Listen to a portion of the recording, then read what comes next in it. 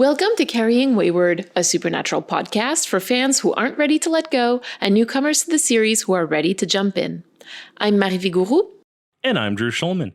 In this episode, we're diving into Supernatural Season 4, Episode 2. Are you there, God? It's me, Dean Winchester.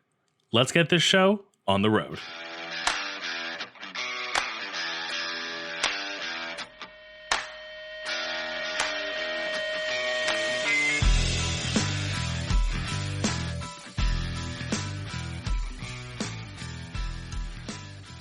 I love the title of this episode. Like, what a weird mouthful of a title. It's a novel. Are You There, God? It's Me, Margaret. A 1970 young adult novel by Judy Blume. It follows a 6th grade girl who's grown up without religious affiliation due to her parents' interfaith marriage. Interesting. Are we ready for our recap this week? Can't lay down. 5, 4, 3, 2, 1, go. Cold open. Bobby trying to call somebody. It's another hunter. Seems like there's something creepy happening, so she goes all standard hunter mode and is murdered by ghosts. That's really the cold open. We then find out that a bunch of ghosts are showing up and killing hunters. And then the ghosts show up and attack the brothers. But it's all ghosts of people they know and somehow have some responsibility in the fact that they died. And then they fight the ghosts.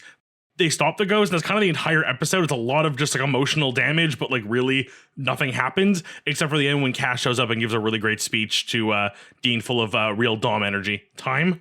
I just want to note that you're saying this completely unprompted. I added that. That was like I looked at my notes. Like I take notes while I watch, and then I see to make sure everything I took a note of is like somewhat referenced in our like document before we record. And that was the only thing I had to go and manually add was like, oh no, that's major like top energy right there. Would you like to fill us in on the long game for this episode? There's a lot of long game in this episode. I mean, there's a lot of everything in this episode. As much as you say there's nothing that happens, and which I agree, there's actually a lot to unpack. We've treaded this ground before, but it's the episodes where the recaps are stupidly short because the premise is so ghosts show up, ghost attack brothers, they stop ghosts. Like it's a 3-sentence description and nothing is lost. Where the meat and the texture is the interactions with these ghosts and the interpersonal connection and the emotional drama and the development of the character that you can't really recap. And that's why we have the long game. First things first, this episode actually brings back 3 characters. Meg Masters, who was possessed by Meg the Demon throughout season 1. She died in Devil's Trap after they exorcised Meg the Demon out of her. And she dies from the wounds that were inflicted on her body while she was possessed.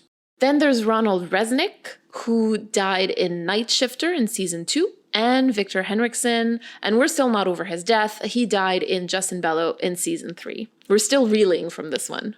And I don't think it's just the two of us who are still dealing with that death, by the way. There's a lot of people who are still very upset about this. Rightfully so, in my opinion. Speaking of Henriksen, we also find out that there was like a 45-minute of torture, basically, between the moment that Lilith entered the police station and she set off the explosion. That's why, in Supernatural, folks are a little bit weary to trust things that are told and not showed or not proved by the characters who were there, but we'll get back to that. Just kind of wanted to mention it.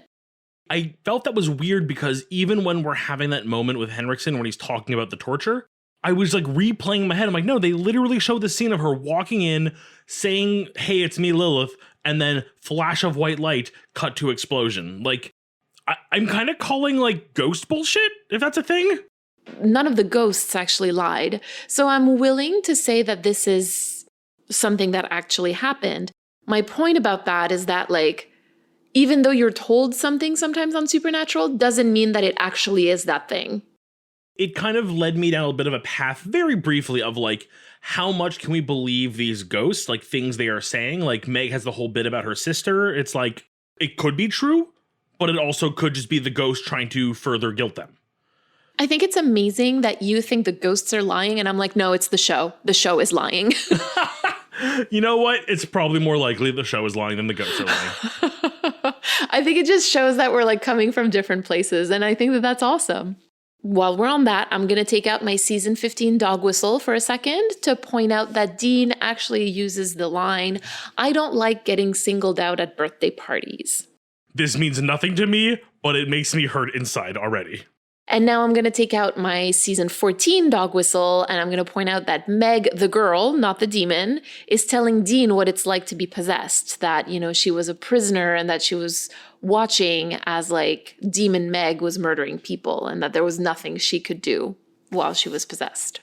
Two things. One, these are those moments where you bring something up where I can kind of infer what may or may not happen. Like this to me says, we're going to deal with Dean and possession in season 14, and that could go in a lot of ways. I mean, I'm not going to make I can make assumptions, but I'm not going to bet on any of them.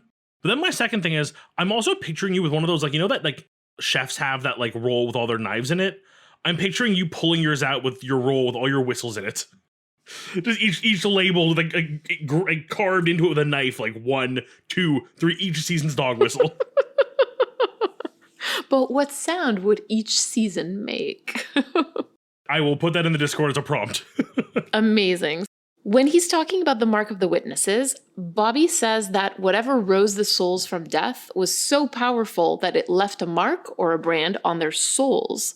Now, just remind me, Drew, what did Dean discover on his body in the last episode? How did that not click sooner? Oh, with the handprint scar on his shoulder from Cass. Damn it. Cass branded his soul. We also find out that the rising of the witnesses is a sign of the apocalypse, and it's also one of the 66 seals that Lilith is breaking, which is eventually going to lead to Lucifer rising, if it's not stopped. We have confirmation that Lucifer is a thing that is, it's almost played off so casually that I'm like, wait, oh, no, you just confirmed Lucifer. Awesome. I'm also pretty sure in that same conversation, Cass also, confirms God exists. From what we know here, Cass definitely believes in God. We know that. I'm still sitting here with the, Lucifer is real, God is likely real. And this just feels very video gamey to me, the idea of, there being 66 challenges that the devils or the demons have to do to, free Lucifer. There's no criticism. It's just very video gamey, so I'm very on board. This is something that's existed in storytelling for literally millennia. They're kind of using that as a plot device to kind of make the season advance.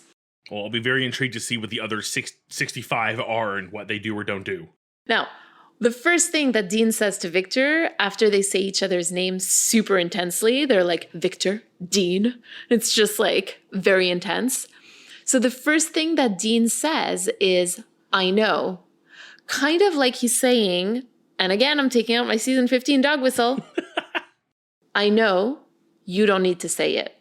I think I know that line already. I feel like that line's already made it into pop culture enough that I know it. Yeah. All right, moving on.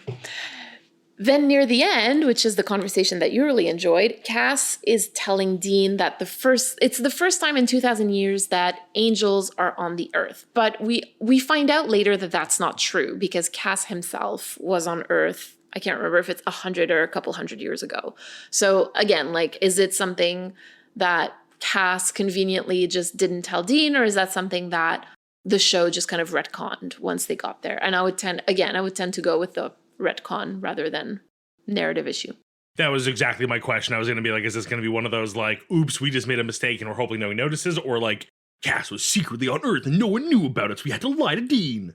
I mean, it was before Dean even existed, so I don't know. I don't know how you want to go and explain that one away. So Cass's timeline doesn't matter when Dean's not around. Got it. Good. Okay, let's keep going. Okay. And I just wanted to do a little tiny aside because Dean says something about $5 a gallon apocalypse. And as our listeners know, we're Canadian, so we have gas prices in liter. As of the evening that we're recording this, the price of gas at my local gas station is about $1.60 per liter. And I found out while writing my notes that a gallon is about 3.78 liters, which means that gas where I live is roughly $6 per gallon. Now, I can hear you already say, but Mary, these are Canadian dollars.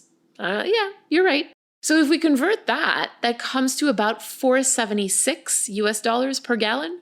So in conclusion, according to Dean Winchester's barometer, we're 24 cents away from the apocalypse.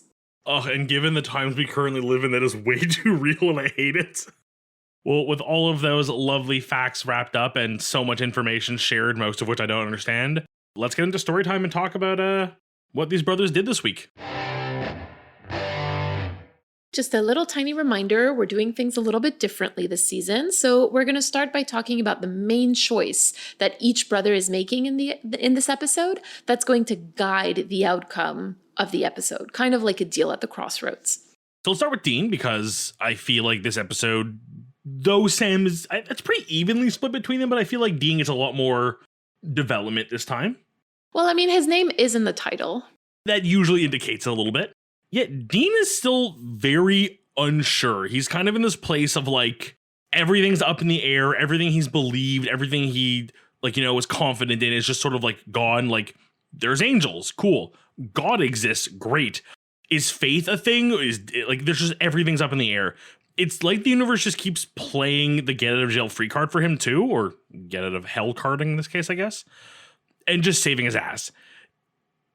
I mean, like, this is Dean. Dean's the person who saves people. That's what Dean does. Being saved doesn't work for him.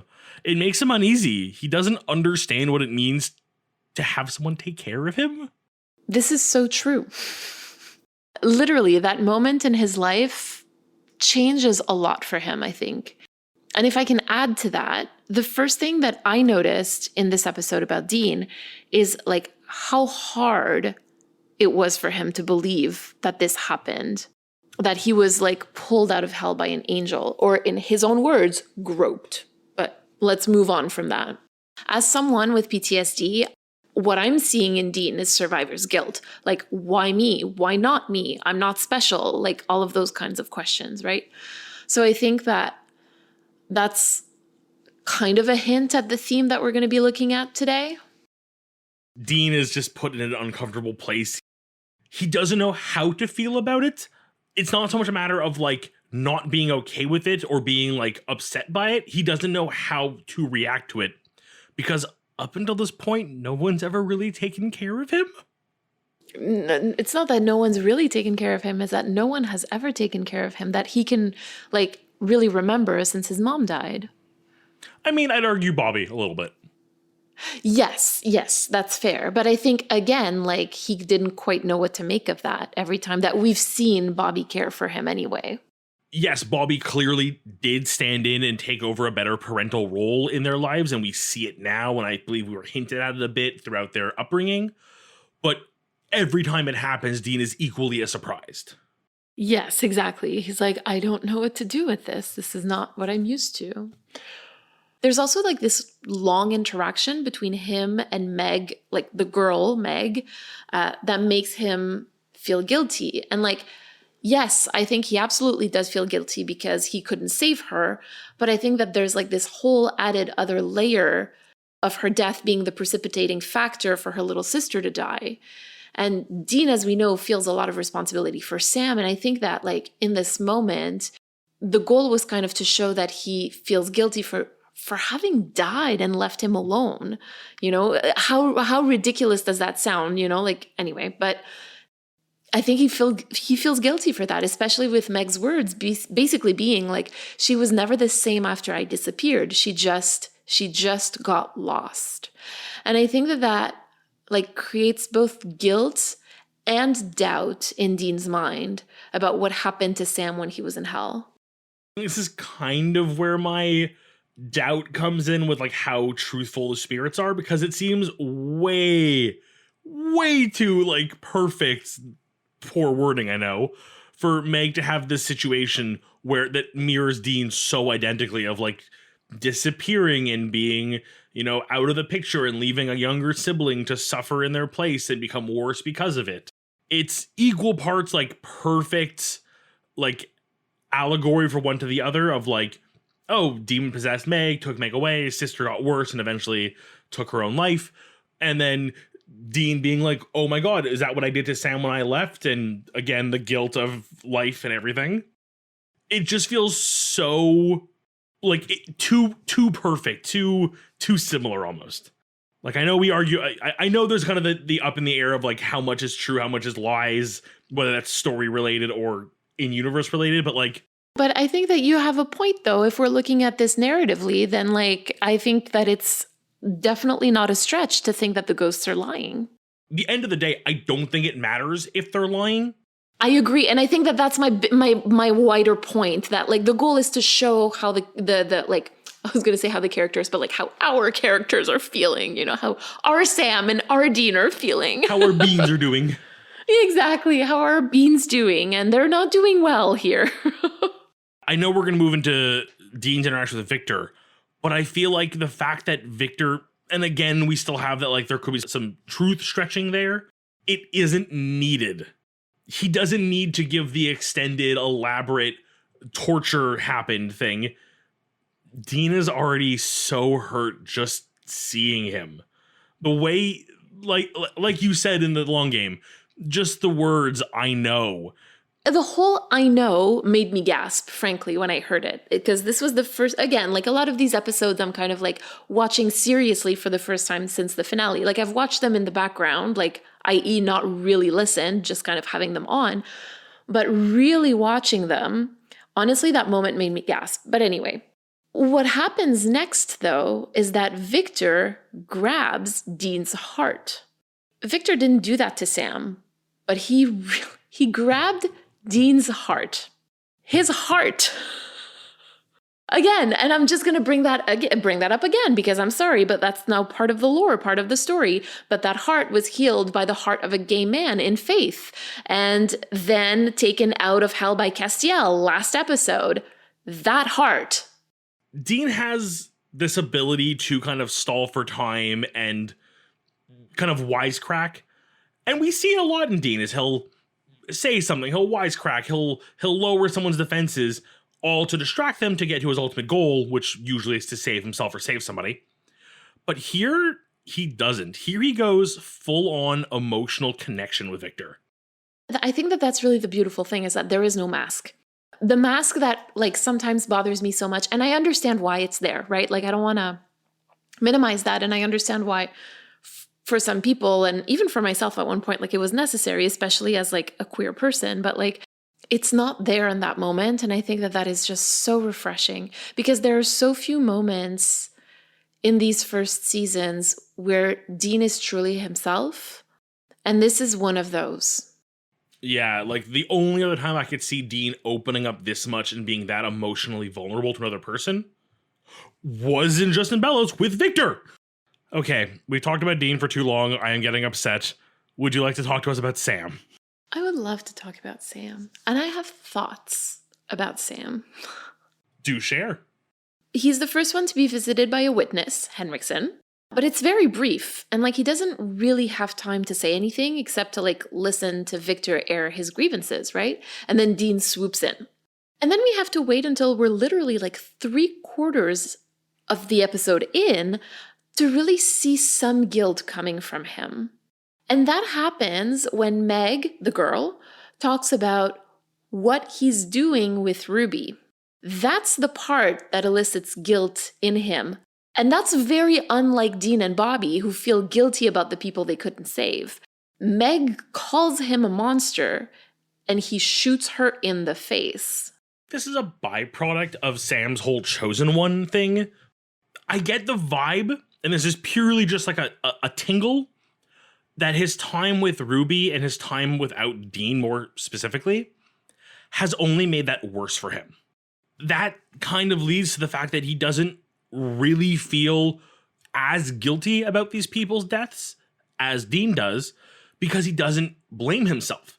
He's the protagonist. He's the main character. They are all bystanders. Yes, it's sad that they died. Yes, the ultimate thing would have been, I wish they had lived, but they did their role.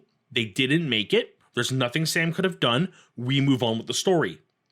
But Sam choosing to do something that does not benefit the greater good and is, I don't want to use the word greedy because if the relationship with Ruby is an actual relationship beyond just a like Jedi Padawan trainer-trainee thing, then by all means, like love is love, love is love.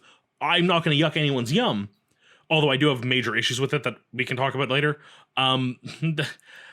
this is we learned about the way demons work with possession. There's someone in that body that isn't Ruby, and she's having to do all these things. Like, that's really icky. Like, I don't want to think about it. Like, let's just TV magic that away, please. I don't think it's relevant, and if we need to talk about it, we will, but let's not. So I sidetrack here. But he is guilty for his actions and the choices that he has made that don't directly benefit the greater good. Okay, I feel like now you're really getting into what I think is the difference in this episode between Sam and Dean, and how they're both approaching that choice, quote unquote, because we're talking about a choice at the crossroads, right? In this episode, I think we've talked about it enough, but I think that the episode really is about guilt. And again, the choice, if we can call it that, has to do with the guilt that they're taking on for the people that they couldn't save. Because and that's one thing that I find interesting with this episode, in terms of messaging, you can feel guilty for things that you're indirectly or involuntarily responsible for, which is basically mostly what Dean feels guilty about in this episode. But you can also feel guilty over the things that you deliberately did that you know are wrong, which seems to be Sam's case. Because he, like you said, and I think you said it really well, he doesn't dwell on Meg or Victor or Ronnie because he knows that the only way to save them would have been to know more than they knew at the time. He's like, you know what? We couldn't have done anything more with the information we had at the time. And I think, first of all, that's a very grown up kind of way of looking at it. And seeing as he's not Doctor Strange, they couldn't know. And Sam sees that, whereas Dean doesn't really. Or if he sees it, then it's not relevant to him. He still feels that guilt for something that he could not control. Sam is, I can't go back and fix it. I know things now that I didn't know then, and because of that, the situation went the way it did. Whereas Dean is, well, I know more now. Had I known this then, I could have saved them. It's my fault for not knowing it. I messed up by not knowing something or not doing something. Mm-hmm. And again, I think we're seeing survivor's guilt, right? In that moment, because there's no way that he could have done anything with the information he had at the time. There was nothing more he could have done. And to just add the icing and the cherry on top of this already terrible cake, he also is risen.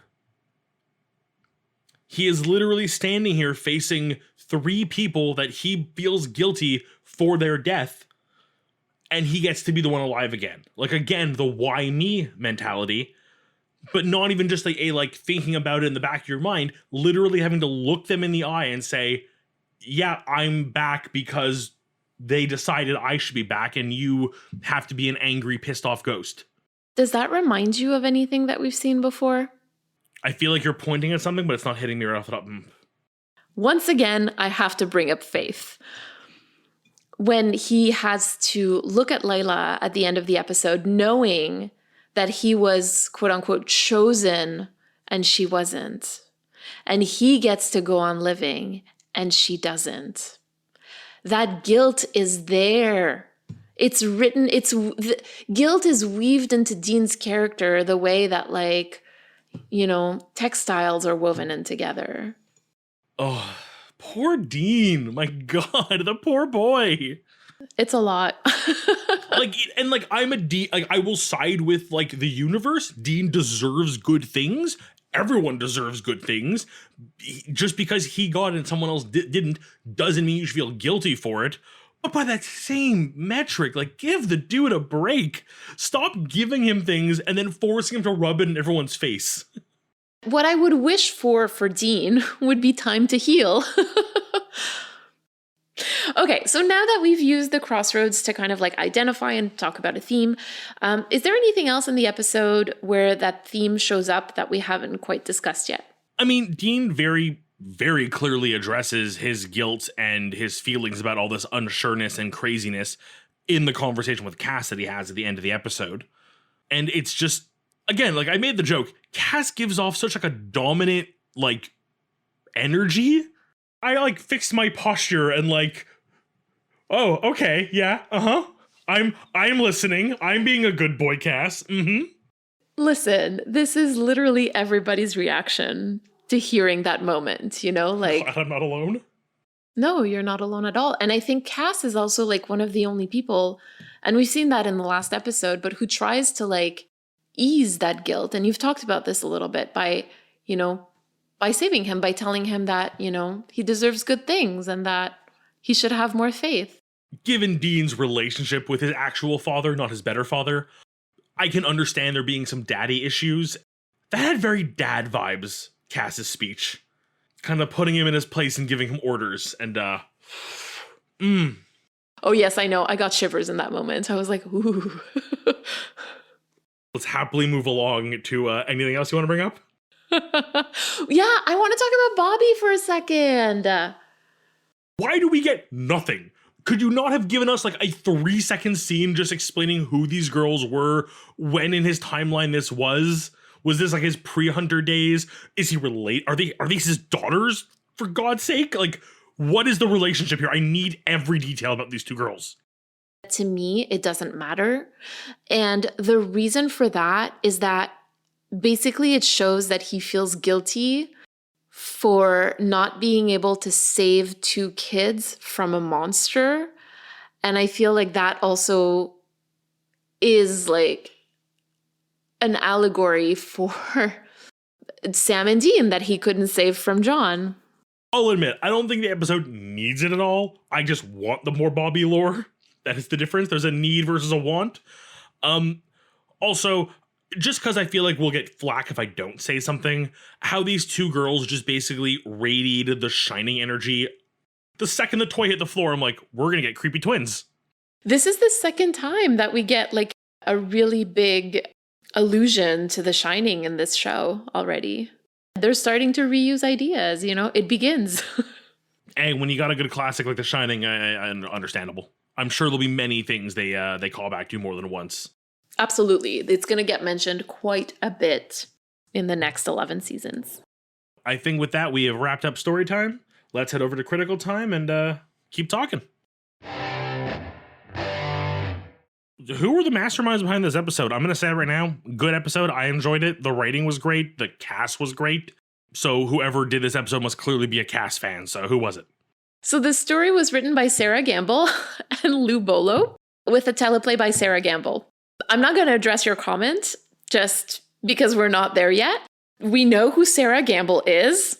Stares into camera. I had to really look up Lou Bolo because I didn't know who he was. And it turns out that he was actually the stunt coordinator for the show from 2006 to 2017. Weird transition. Not a bad transition. Good for you, flexing your different skill sets. And clearly you really like Cass if you were able to write him the way you did in this episode without someone overshadowing you.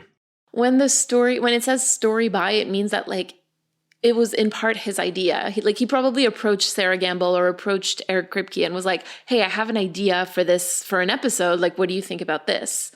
And then like fleshed it out with the writers. And I find that really interesting because it really allowed for a moment of introspection for the boys, which doesn't happen all that often. Yeah, this is one of those rare moments where as much as the emotional beats were very, I don't like the word negative, but they weren't like growing points. They were more like sticking points. They did kind of like put like, strings and pins on the board in the grand scheme of the emotional damage and distress of these boys. I think it helps us to understand them a lot more, which I mean, usually that happens through like a lot of action and like moving forward. Like it's like, go, go, go. But this episode in the best of ways, because it's going to sound like an insult, but it's really not, it was very stagnant. Like nothing really happens, like you said. There's a lot of internal stuff that happens. Despite the fact they do go to other locations, it has the feeling of a bottle episode. They go to the first hunter's house to find her dead. They go to another hunter's house and find he's redecorated in red, as Bobby puts it. Realistically, like, those moments, who knows how much was actually, like, they could be the same house for all we know. But really, it's Bobby's house and Bobby's bunker, and otherwise it's a bottle. And the director, because we didn't mention him yet, is Phil Sgriccia. Oh, good old Phil. I feel like Phil's always got a good, like, soft spot for, like, painting Dean in, like, a very positive light. How about you take us into your lore story? Gladly. How did I get here? Wait, where is here? Okay, one thing at a time. Let's retrace our steps. Deep breath. Okay, I was leaving the bar. Yeah, I had too many drinks. Yes. Yeah, enough drinks that I probably shouldn't have been driving. I don't have my keys, so I probably didn't drive. Did I leave them with someone at the bar?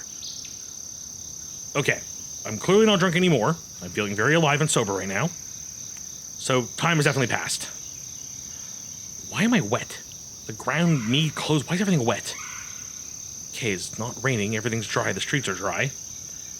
Okay, recap. Was drunk, not drunk anymore, side of the road, everything's wet, but it's not raining. Wait, is that blood? Fuck, am I bleeding? I don't feel anything. Nothing hurts. Okay, let's just get up, start walking. I can think to myself and walk at the same time conveniently. Oh, that's a lot of blood. Is that my blood? What the hell? I'm covered in blood. No, that's not my blood. That's his blood. Is that a body in the ditch? Oh, God, is that my body? I open my eyes. Still leaning on the side of my car. Keys still in my hand. My hand is shaking. I drop the keys. As I reach down to collect them very, very slowly, I feel like I could throw up right there. Luckily I don't. And I don't think it's the alcohol this time. As I steady myself on the door handle to my car to help myself balance as I get up, I spot someone's face in the rearview mirror.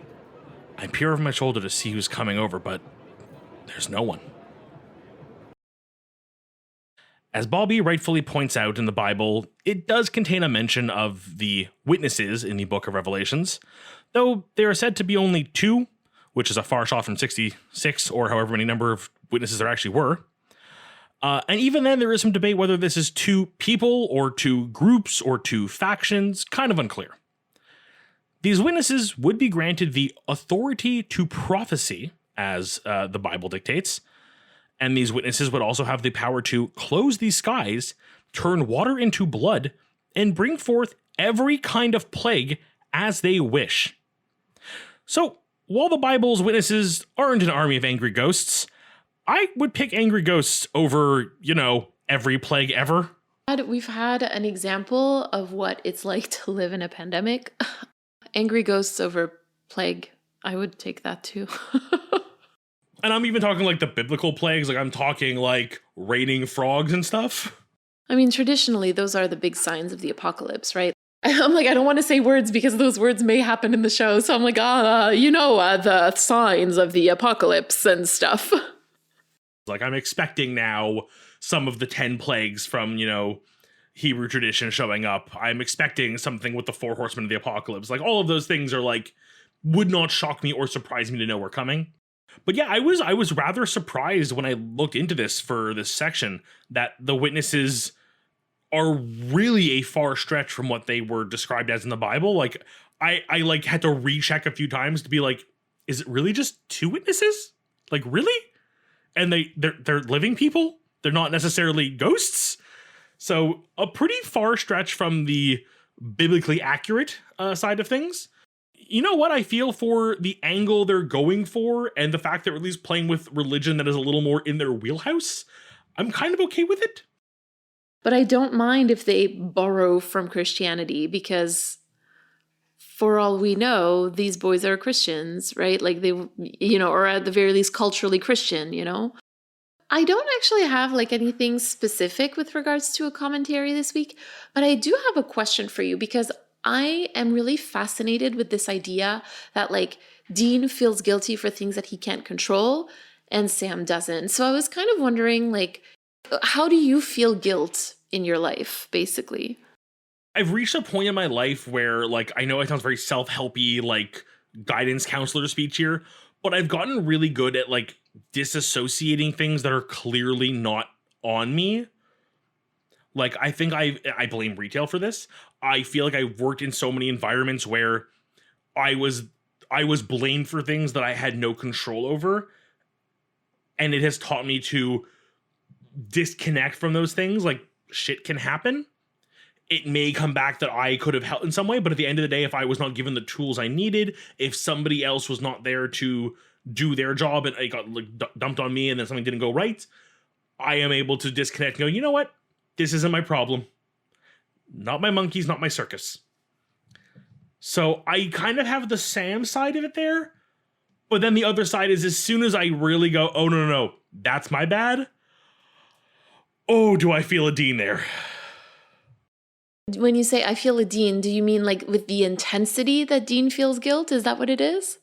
Oh yeah, no. If something really comes down to the point of like, you know what, that is my fault, and there isn't any of this like, well, how'd I know? No, literally, I did a thing. It had a direct effect, and it caused a negative thing in the world to happen, and someone is paying for it now or is hurt because of it.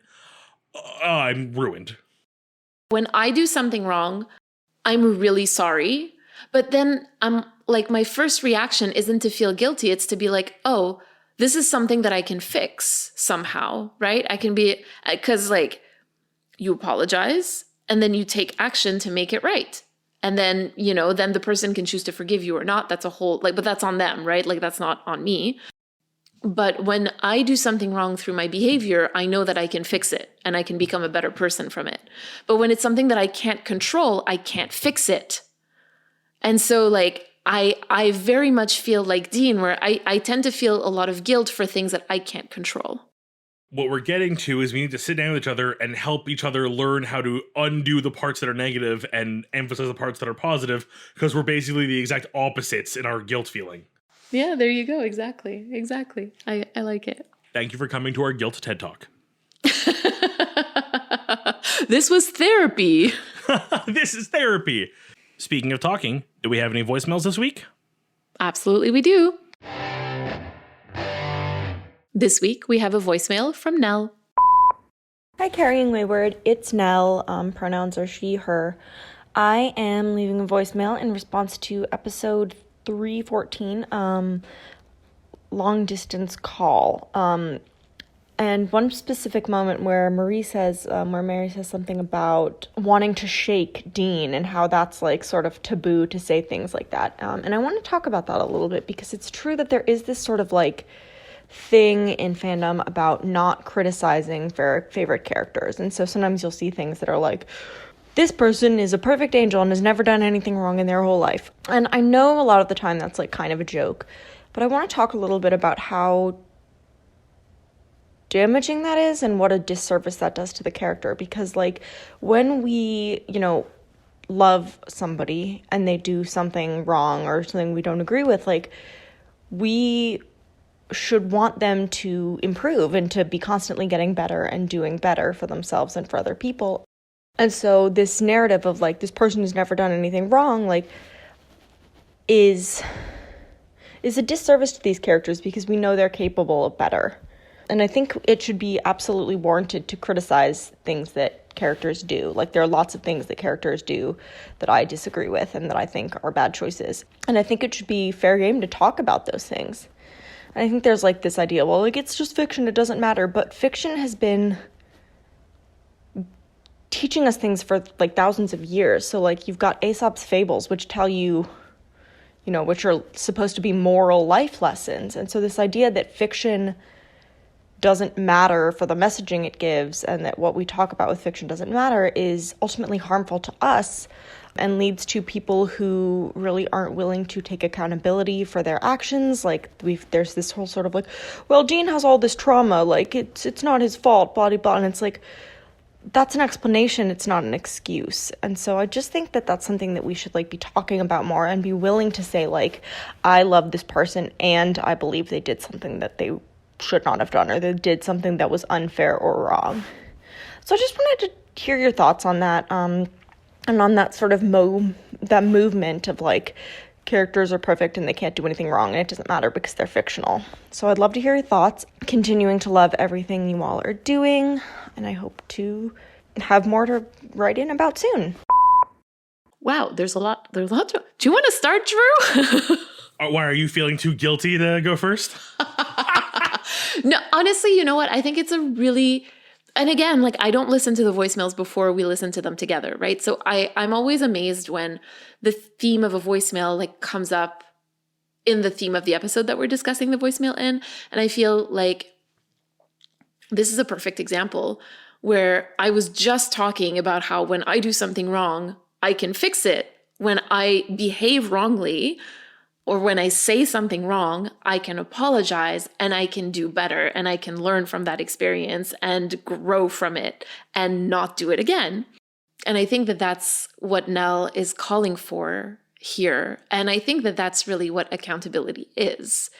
It's to recognize that you've made a mistake, that you've hurt people, to acknowledge that hurt, to see what it does to people, and to not do it again. To better yourself into not doing it again. I feel like your voicemail, Nell, kind of brings up a lot of things for me. What I love about fiction is the fact that you can safely interact and have those thought experiments, right? So you can be mad at a fictional character and it's not going to hurt your relationship with them because they're not real. And in that sense, it's quote unquote just fiction. Right? Your relationship to those characters is a fictional one. So you can be mad at Dean, or you can choose to forgive him. You can choose to do whatever you want. Like, fiction allows you to model those things.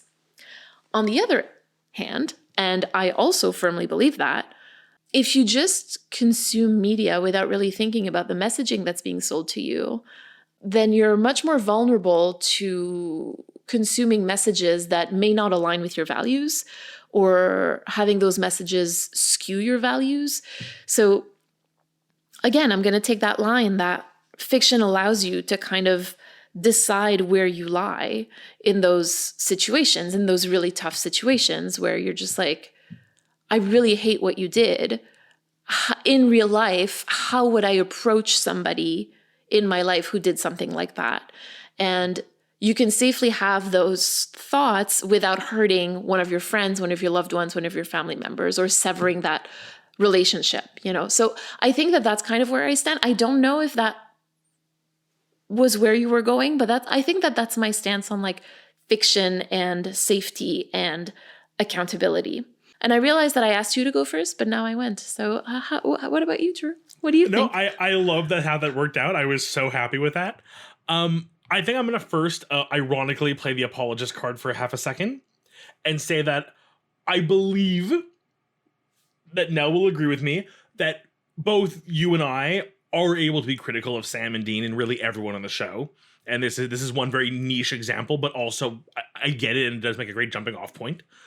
But I fully agree with Nell. It is so important to be able to be critical of a character, and that when they do have a character flaw or they do something wrong, being able to accept it so that we as an audience can analyze and learn from it. And I feel like there's just so many TV shows where like there is that level of like, no, they could do no wrong. You can explain it away. There's always a way to like head canon, implied canon, lore, reasoning, things happen off camera. You can't explain, oh, the comic book does it differently. At the end of the day, if you're watching a piece of media, you're consuming a piece of media, whether it be writing, TV, movie, podcast, it's being able to relate to that imperfection in a character. And I'm going to give an example because weirdly, as I listened to this voicemail, the first thing I did when we finished it was, what are characters that people do claim are perfect that I could use as an example here and say, well, but yeah, they're not. And I'm like rolling through a Rolodex of like Reddit posts in my head. And then it occurred to me, one of my favorite TV shows has a collection of characters, and the main characters more than anybody else, who do have very clear and evident flaws that make them who they are. And I don't ever see people trying to explain it away. It's just outright accepted. What's the TV show? It's Adventure Time. Like, we legitimately have characters, like, just to go on a very small arc with Finn, where he gets into a relationship with another character and then realizes that it makes another girl he used to like jealous. So he starts playing them against each other and gaslighting them, and then ultimately pays the price when they both figure it out and walk away from him, leaving him alone. And there's no, like, he tries to redeem himself and then eventually learns you can't. You messed up. You broke this relationship with this person. It will never be the same. And that is your fault and her prerogative. And the show is able to move on. We as an audience, Finn as a character, they learn from it. And I mean, it's done in a very child-friendly way because the show is ideally aimed at a younger audience. And I feel like it just takes more work on our part looking at characters like Sam and Dean to do that same thing, to see what Dean does, realize what he did could be or can be and is wrong, and how we as an audience can learn about him and about ourselves from those moments. Exactly. I think you said it really well here. How do we learn about ourselves and about others through this character? Because at the end of the day, that's basically what it is, right? The reason why I think, anyway, that, or in part at the very least, sometimes, we have characters that we absolutely adore because we see ourselves in them. And it's really hard to acknowledge their flaws because we see ourselves, and our flaws are never something that we really want to see. So there's that on the one end of the spectrum. And then on the other end, there's like people who are like, we need to hold characters accountable. And there's a part of me that's like, you can't hold a character accountable. They're fictional. You don't write the story. And so, that's why I'm kind of talking about it's up to us to have that reasoning of like, that person, that character fucked up here. And if they were my friend, this is what I would do, or this is what I would expect of them in order to remain in a relationship with them, whether that's a romantic relationship, a friendship, or even a family relationship. So there you go. That's kind of like where I draw the line, where like, you can't hold Dean Winchester accountable for what he did. Where are you going to meet Dean Winchester, right? Like, you can't. I mean, I would love to, but we can't. So there you go. I think what matters is like the interactions that we see as ourselves and our friends and our loved ones, and learning from those in fiction to apply into reality. And there's research that backs that up, actually. But we're not going to get into that right now because we're going way over time. Yeah, I just want to end this and say, Nell, like, what an amazing voicemail. Like, the fact like that we ended where we did now, I am so happy that this conversation happened. So just a huge thank you. Yeah, seriously. Thank you so much, Nell. Drew, would you have any reflection and call to action this week? I certainly do. I feel like we talked about guilt a lot. And in a weird way, we talked about ourselves and how we handle guilt a lot, which really, really well ties into my call to action reflection for this week. Because for me, guilt is super, super difficult to deal with. I mean, it's such an easy thing to let gnaw at you. And it's so easy to kind of go into that dark self spiral of guilt. And it's really easy for someone to use guilt against you. And I've been in some pretty dark places in life where I was guilted into doing things I didn't want to do or being places I didn't want to be because I felt like I owed it to somebody or it was I had to do it. So I won't go into too much detail because it's dark and it's not the place for it. But suffice it to say, someone guilting you or trying to use guilt against you is something to be aware of. At the end of the day, your health, your safety, your mental health, your life is more important than how somebody feels about you. My boss and I have a very bantery relationship where we will literally banter back and forth all the time. And not too long ago, he was telling me, he's like, oh, let's see if I can guilt you into this. And I laughed and I said, I have an Italian grandmother. You can't guilt me into anything. And he started laughing and he's like, oh, okay, I give up. Like it was just instantly, and I knew that he was never going to do that. You know what I mean? Like this is a very respectful relationship that we have. I agree with you. If somebody is trying to actively guilt you into doing something, then really that's just manipulation. That's not even, that's manipulation and coercion. My call to action really this week is about examining why I feel guilty. And I think that that's something that came up in our conversation earlier. Like, am I feeling guilty because of something I did, because of my behavior, or am I feeling guilty because of something I can't control? Because I think there's something there that I need to bring into therapy, clearly. Drew's like, yep. Nope, but that's a very healthy realization. Yeah, and there you go. This was, if nothing else, this podcast episode allowed me to realize that. So thank you, Drew, for sharing that with me.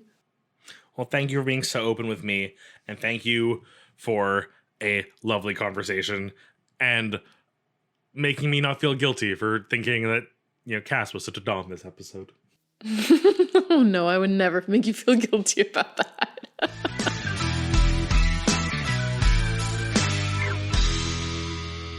You've been listening to Carrying Wayward, a supernatural podcast produced by Rochelle Castellano, hosted by Marie Vigouroux, and myself, Drew Schulman. Thank you to our bunker patrons, Katira, Michelle, and Elle, for their generous support. This week, we'd like to thank Nell for her message. Help us keep the conversation going. You can send us a 3-minute voice recording at carryingwayward@gmail.com.